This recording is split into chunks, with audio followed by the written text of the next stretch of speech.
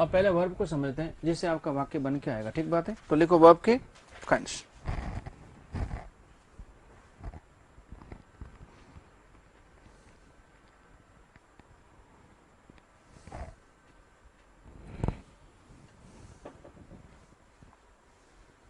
एक बात थोड़ी सी ध्यान दो अभी साथ साथ में आप, ठीक है ना, क्योंकि ग्रेड सेकंड की तैयारी करें आप लोग, आपको वापस जाके क्या पढ़ना है। सेंटेंस के बीच में कोई भी शब्द कैपिटल लेटर से शुरू नहीं होता। सेंटेंस की शुरुआत कैसे होगी आपकी? कैपिटल से, बाकी सारे कैसे लिखे जाएंगे आपके? स्मॉल से। बस प्रॉपर नाउन नहीं होना चाहिए। प्रॉपर नाउन का मतलब क्या हुआ? और जब किसी का आप अलग से नाम रखते हैं वो क्या प्रॉपर बनता है कि नहीं? जैसे आदमी का नाम रख दिया मोहन, तो मोहन का एम स्मॉल नहीं हो सकता, क्या होगा वो? तो प्रॉपर नाउन को छोड़कर बाकी कोई सा भी नाउन कैपिटल से नहीं लिखा जा सकता। कैसे लिखा जाएगा? स्मॉल से।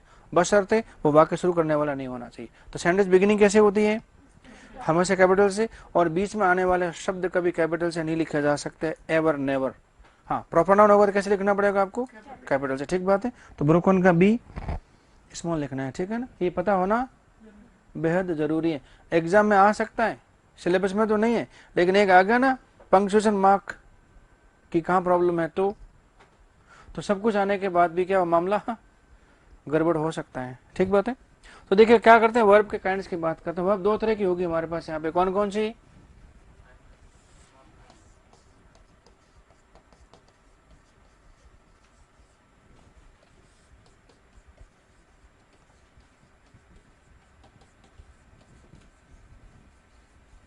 क्या होती है देखिए, फाइनाइट वर्ब्स, और क्या होती है? Non finite verbs. अच्छा तो कॉपी करते रहे आप लोग, ठीक है ना। तो क्या होगी आपकी? फाइनाइट वर्ब, और क्या होगी? Non finite verbs.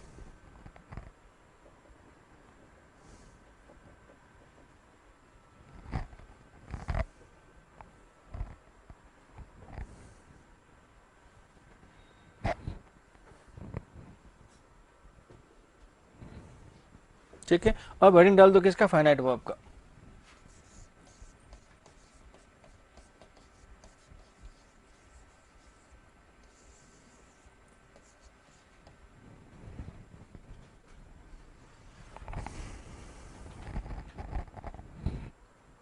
ठीक है, इसमें लिखिए पहला पॉइंट।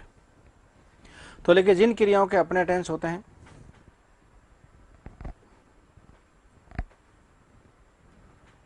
देखिए जिन क्रियाओं के अपने टेंस होते हैं,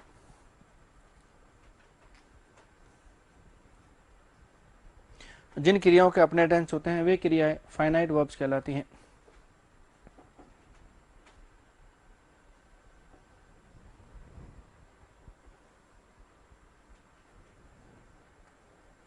वे क्रियाएं फाइनाइट वर्ब कहलाती हैं।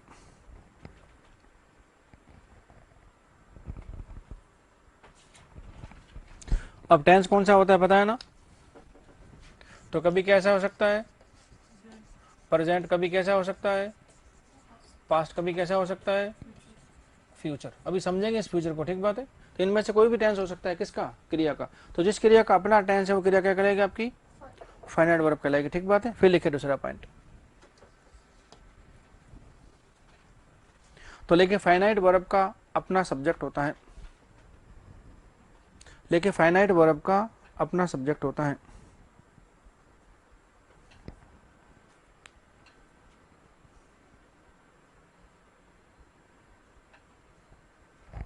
क्या होता है फाइनाइट वर्ब का? क्या होता है?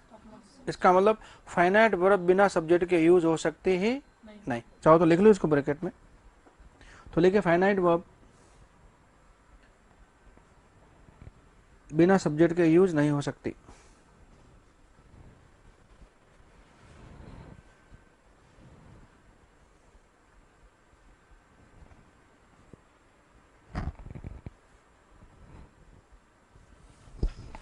फिर लिखे तीसरा पॉइंट। तो देखिए फाइनाइट का अपना क्या होता है? टेंस। फाइनाइट का अपना क्या होता है? सब्जेक्ट। अब बताओ एक सेंटेंस में कितनी फाइनाइट वर्ब यूज होगी आपकी? सेंटेंस कितना बड़ा हो सकता है, इसमें कोई रोक टोक ही नहीं है। तो बताओ एक वाक्य में, एक सेंटेंस में कितनी फाइनाइट वर्ब यूज हो सकती है?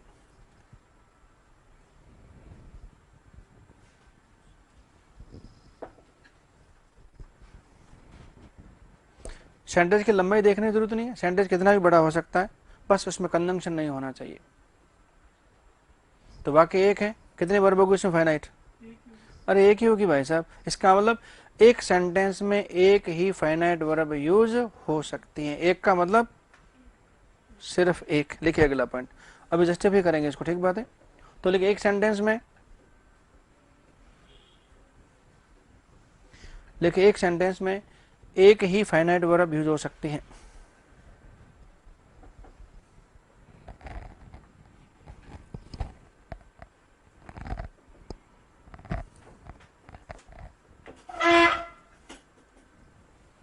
क्या होता है, एक सेंटेंस में एक ही फाइनाइट वर्ब यूज हो सकती है। इसका मतलब एक से ज्यादा फाइनाइट वर्ब एक सेंटेंस में यूज हो सकती ही नहीं। तो बताओ सेंटेंस में कितने सब्जेक्ट होंगे? एक। और कितने वर्ब होंगे आपके फाइनाइट? इसका मतलब सब्जेक्ट फाइनाइट वर्ब अपने साथ क्या लेकर चलते हैं? एक कोऑर्डिनेशन। क्या करके चलते हैं? ये तालमेल करके चलते हैं। इनमें तालमेल नहीं तो सेंटेंस बनेगा ही नहीं। तो एक ही सब्जेक्ट, एक ही फाइनाइट वर्ब। अच्छा, अब सब्जेक्ट का संबंध किससे हुआ? फाइनाइट वर्ब से। और फाइनाइट का संबंध किससे हुआ? आपका सब्जेक्ट से हो गया। इसका मतलब ये मेड फॉर ईच अदर, ये हमेशा तालमेल लेके चलेगी। और ये तालमेल बिगड़ा तो सेंटेंस बनेगा ही नहीं। तो क्या होता है इसका अपना टेंस होता है, इसका अपना क्या होता है? सब्जेक्ट होता है। और एक सेंटेंस में एक ही फाइनाइट वर्ब यूज हो सकती है, ठीक बात है। अब फाइनाइट वर्ब कौन कौन सी होती है? तो फाइनाइट वर्ब में कुछ तो होती है आपकी मेन वर्ब और कुछ क्या होती है आपकी हेल्पिंग वर्ब होती है। तो लिखिए अगला पॉइंट। तो लेकिन फाइनाइट वर्ब के रूप में, फाइनाइट वर्ब के रूप में कुछ मेन वर्ब्स होती हैं,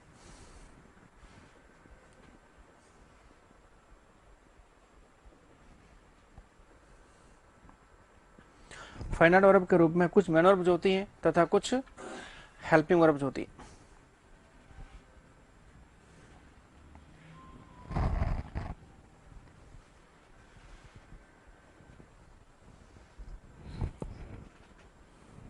ठीक है, जैसे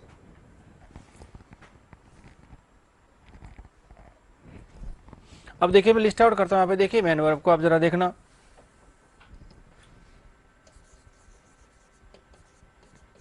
ये अलग से एक बॉक्स बनाया अपन।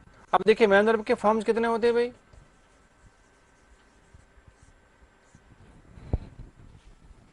अरे मेन वर्ब के फॉर्म्स होते हैं ना, कितने होते हैं भाई? क्या बात कर रहे हैं? ये कैसे पता चला?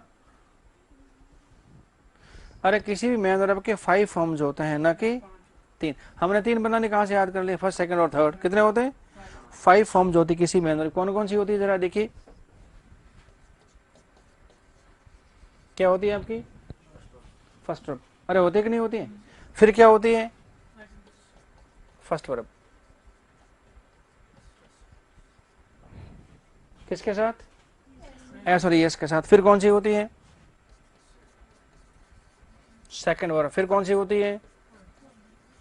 Third verb. फिर कौन सी होती है? Fourth verb. फिर कौन सी होती है आपकी? फिफ्थ वर्ब होती है, ठीक बात है। अच्छा, अब इसका एग्जांपल लेते हैं एक बार। फर्स्ट वर्ब में क्या लिया? गो। क्या ले लिया? गोस। क्या लिया? वेंट। क्या लिया? गॉन। क्या लिया? गोइंग। और क्या ले लिया? To go. कितनी वर्ब होगी अपने पास? इसका मतलब ये जो पहली वर्ब है इसके 2 यूज होते हैं। ये कैसा यूज है पता है? प्लूरल। और ये कैसा यूज है आपका? सिंगुलर, ठीक बात है। और सेकंड वर्ब क्या है? दोनों तरह से काम आ सकते हैं, सिंगुलर भी और प्लूरल भी। तो मुझे बताओ इस फर्स्ट वर्ब का टेंस क्या है? ये जो क्रिया का पहला फॉर्म है इसका टेंस क्या है? अरे प्रेजेंट, ऑलवेज प्रेजेंट। ये बहुत बड़ा इश्यू नहीं है। हमने पता नहीं टेंस कैसे पढ़े, मेरे आज तक समझ में नहीं आया। जहां क्रिया का पहला फॉर्म आता है ना, अकेला अकेला, तो कैसा होता है ये? अरे ऑलवेज प्रेजेंट होता है। ऑलवेज का मतलब ऑलवेज।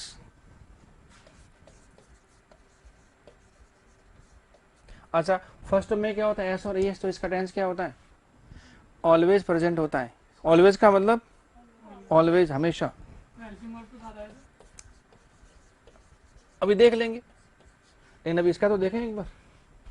तो फर्स्ट वर्ब का टेंस क्या होता है? हमेशा प्रेजेंट। फर्स्ट में एस यस क्या होता है? हमेशा प्रेजेंट। और सेकंड का टेंस क्या होता है? क्या होता है? अरे भाई साहब, हमेशा पास्ट होता है। हमेशा का मतलब हमेशा बिना किसी अपवाद के कैसा होता है? पास्ट। तो प्रेजेंट टेंस हमको मिल रहा है किससे? फर्स्ट वर्ब से, प्लूरल के सेंस में। सिंगुलर में कैसे मिलेगा आपको? एस और ईएस के साथ। और सेकंड वर्ब क्या होती है? हमेशा। इसका मतलब जब क्रिया का टेंस आपको पता है तो फाइनाइट वर्ब है भाई साहब। कैसी वर्ब होगी ये? कैसी वर्ब है ये फाइनाइट वर्ब होगी आपकी। ठीक बात है। कौन सी? तीनों की तीनों। फर्स्ट वर्ब का मूल रूप, फर्स्ट वर्ब में एस और एस जो जोड़ा आपने, क्या सफिक्स बोलते हैं। इसे क्या बोलते हैं? जानते हैं सफिक्स क्या होता है? शब्दों के अंत में लगने वाले कुछ एडिशन, वो क्या होते हैं आपके? जिसको हिंदी में क्या बोलते हैं? प्रत्यय बोलते हैं। ठीक बात है। एक होता है प्रीफिक्स, वो क्या होता है आपका? उपसर्ग, जो कहाँ लगता है? शब्दों के शुरू में लगता है। ठीक बात है। अच्छा, अब मुझे बताओ थर्ड वर्ब का टेंस क्या है? प्रेजेंट है, पास्ट है, क्या फ्यूचर है? कुछ भी तो नहीं है। अच्छा, इस फोर्थ वर्ब का टेंस क्या है? अरे डिसाइड नहीं है। और फिफ्थ का टेंस क्या है? इसका भी टेंस डिसाइड नहीं है। इसका मतलब ये तीनों की तीनों क्रियाएं जरूरत पड़ने पर प्रेजेंट में आ सकती है, पास्ट में आ सकती है, और क्या फ्यूचर में आ सकती है। इसका इनका अपना टेंस नहीं है। और जिन क्रियाओं के अपने टेंस नहीं होते हैं, जिन क्रियाओं के अपने टेंस नहीं होते हैं, या वहीं बैठते कोई नहीं, तो वो क्या होती है आपकी? तो थर्ड वर्ब में होता क्या है? अरे थर्ड वर्ब में क्या होता है फिर? इसमें काम पूरा होने का क्या होता है? अरे भाव होता है। तो जहां भी वर्ब थर्ड आएगा वहां काम का पूरा होने का क्या निकलेगा? आपका सिस्टम निकलेगा। ठीक बात है। अच्छा, फोर्थ वर्ब में क्या होगा? इसका मतलब कोई काम प्रोसेस में, काम कैसे चल रहा है, तो क्या होगा? That is continuous. तो थर्ड में क्या होता है? परफेक्ट होता है कि नहीं? और फोर्थ में क्या होता है? कंटिन्यूअस होता है। काम क्या होता है? जारी होता है। और फिफ्थ की बात करेंगे तो पांचवी क्रिया में क्या होता है? पांचवी क्रिया में इस पे कभी ध्यान ही नहीं है बेचारे को, है? ऐसे लगता है जैसे कोई कहीं से आई हुई क्रिया हो ना, ऐसा लगता है ये।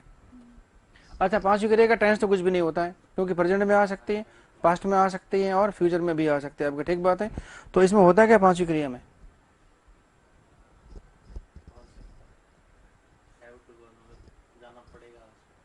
इसका मतलब इसमें दो चीजें होती है। किसमें? फिफ्थ वर्ब में क्या क्या होता है?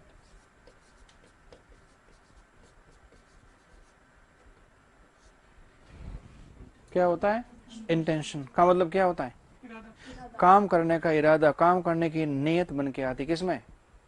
पांचवी क्रिया से। ठीक बात है। और दूसरा क्या होता है इसमें?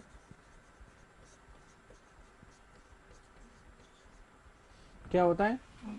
कंपल्सन। का मतलब क्या होता है? मजबूरी होती है। तो पांचवी क्रिया दो चीजें बताती। क्या क्या? या तो इरादा बताएगी, या क्या बताएगी? मजबूरी बताएगी। ठीक बात है। फर्स्ट क्या बताती है? Present tense. फर्स्ट में एस यस क्या बताती है? प्रेजेंट। सेकंड क्या बताती है? प्रेजेंट, सॉरी पास्ट बताती है। थर्ड क्या बताती है? परफेक्ट, जो टेंस नहीं है। फोर्थ क्या बताती है? कंटिन्यूअस। और फिफ्थ क्या बताएगी आपको? इरादा। यहाँ क्या बताएगी आपको? मजबूरी बताएगा। तो बताओ ये तीनों क्रिया कैसी है?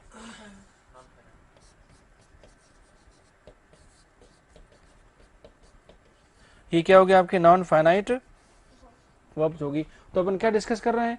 जिन क्रियाओं का अपना टेंस होता है वो क्या होती है आपकी? फाइनाइट वर्ब होती है। और जिनका टेंस नहीं होता वो कैसी होती है आपकी? Non finite verb. और कहां से लिया इसको अपन ने?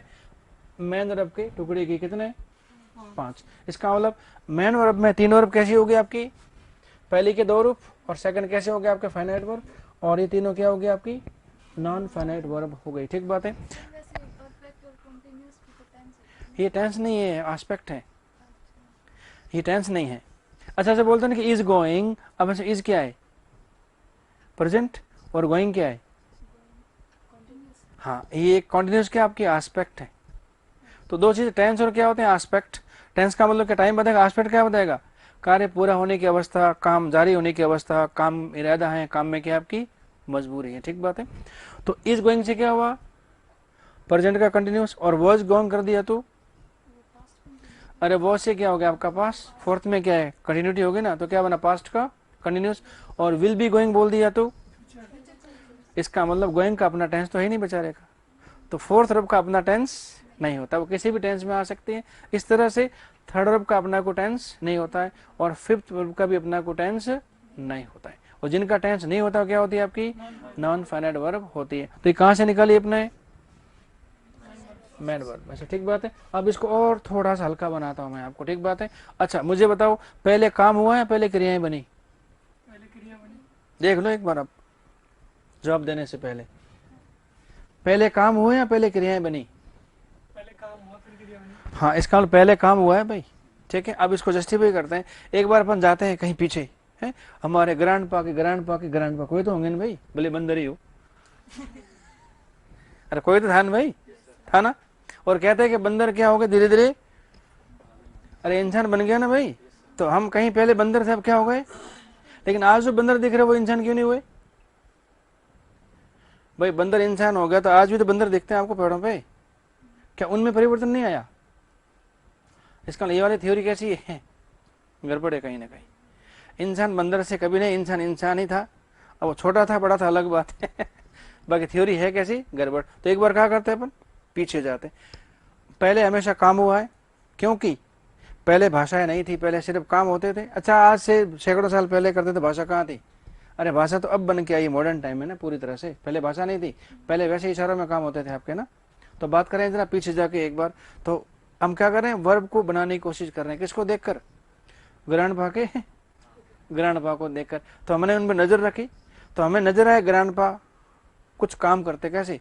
रोजमर्रा में कुछ न कुछ काम करते हैं। सुबह उठते हैं, झाड़ू लगाते हैं, खाना बनाते हैं, खाना खाते हैं, घूमने जाते हैं। तो कुछ काम कैसे करते हैं नजर आया? वो रूटीन में। इसका मतलब जो काम रूटीन में होते हैं वो कैसे होते हैं? अरे फर्स्ट वर्ब से होते हैं भाई साहब। जैसे आप उठते हैं, खाते हैं, पीते हैं, सोते हैं, पढ़ते हैं, टाइम वेस्ट करते हैं, टाइम किल करते हैं, क्या है ये? अरे कौन सी वर्ब से करते हैं आप? अरे फर्स्ट वर्ब से करते हैं। ठीक बात है।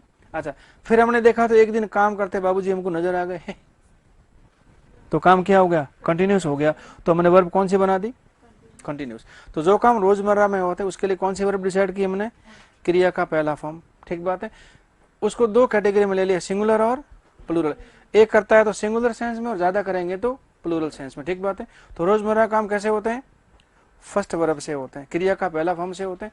और वही काम यदि चल रहा होता है तो अरे फोर्थ वर्ब से हो गया आपका, जिसको बोलते हैं आईएनजी वर्ब। ठीक बात है। और एक बार काम जब जारी हो जाता है, चालू होता है, तो कभी तो खत्म होगा कि नहीं भाई? इसका मतलब चलता हुआ काम जिस वक्त खत्म होता है उसे बोलते हैं परफेक्ट ना, उसे बोलते हैं परफेक्ट। और परफेक्ट में कौन सी वर्ब काम में आती है आपकी? Third verb. ठीक बात है। और काम पूरा होने के बाद जब कुछ समय गुजर गया तो वो बना आपका पास्ट, उसमें कौन सी वर्ब बनी आपकी? सेकंड। रोजमर्रा में होने वाला काम पहली वर्ब से, जारी काम फोर्थ आईएनजी वर्ब से, पूरा काम थर्ड वर्ब से, और काम खत्म होकर समय निकल गया तो सेकंड वर्ब से। ठीक बात है। और जो काम आप रोजमर्रा में करते हैं वही काम करने की कभी तो आपके अंदर इच्छा जागृत होती है और कभी आपकी मजबूरी होती है। इच्छा हुई तो पांचवी क्रिया, और मजबूरी तब भी क्या होगी? आपकी पांचवी क्रिया होगी, और किसी न किसी के साथ क्या करेगी? कॉम्बिनेशन बनाएगी। तो पांचवी क्रिया में क्या हुआ? इरादा बना, और क्या बना? कंपल्सन। अब कैसे बना? मैं अंग्रेजी पढ़ाता हूं, ये क्या है? अरे फर्स्ट वर्ब है, मेरा रोजमर्रा का काम है। लोग मुझे पूछते हैं क्या करते हो, मैंने कभी अंग्रेजी पढ़ाता हूं। इसका मतलब क्या हुआ? ये मेरा रूटीन का काम है। और रूटीन काम कैसे होता है? फर्स्ट वर्ब से होता है। अच्छा अभी मैं क्या कर रहा हूँ? इसका मतलब वर्क इन प्रोग्रेस है, भी प्रोग्रेसिव काम है। कौन सी वर्ब आएगी यहाँ पे? फोर्थ वर्ब आएगी आपकी। ठीक है। और अभी 2 घंटे 1.5 घंटे बाद क्या हुआ? ये वाली ना, ये वाली क्लास पूरी, कहता है ओके। ठीक है। आज यहीं तक क्या बनेगा? प्रेजेंट का परफेक्ट। क्यों होगा? क्योंकि आपके सामने काम खत्म हो रहा है। और जब आप यहां से चले जाएंगे उसके बाद क्या बन जाएगा? ये पास्ट बन जाएगा, सेकंड वर्ब बन जाएगा। ठीक है। और उसके बाद फिर मेरे मन में आता है यार के पढ़ाना है, बच्चे तो गए हैं, क्या कराना है? नहीं पढ़ाना है, इरादा हुआ। ठीक बात है। और कभी कभी क्या थक जाते हैं, कहते हैं यार पढ़ाना पड़ता है। अच्छा विद्यार्थियों को जो खाना बनाते हैं वो उनका इरादा है कि मजबूरी है? ये मजबूरी है। कुछ विद्यार्थियों को खाना बनाना पड़ता है, ये क्या है? अरे भाई साहब मजबूरी है। कौन सी वर्ब आएगी इधर?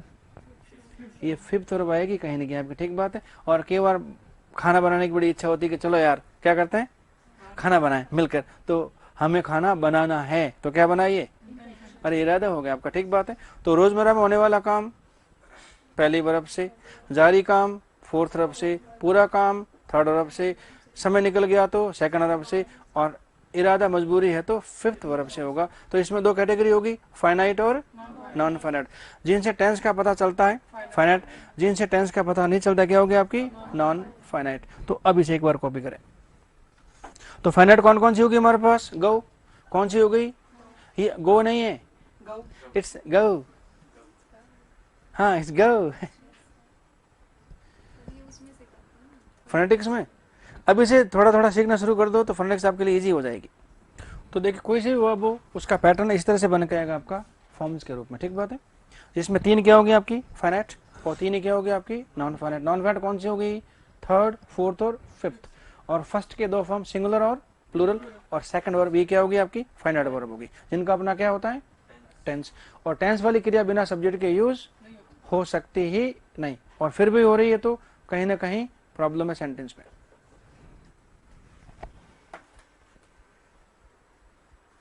अच्छा ये कहां से निकली आपकी भाई, मेन वर्ब में से निकली फाइनाइट वर्ब। तो अभी अपन फोकस कहां करते हैं, फाइनाइट वर्ब पे, ठीक बात है। इसका जिक्र अभी थोड़ी देर बाद होगा इस टॉपिक के अंदर, लेकिन पता होना चाहिए आपको, ठीक बात है।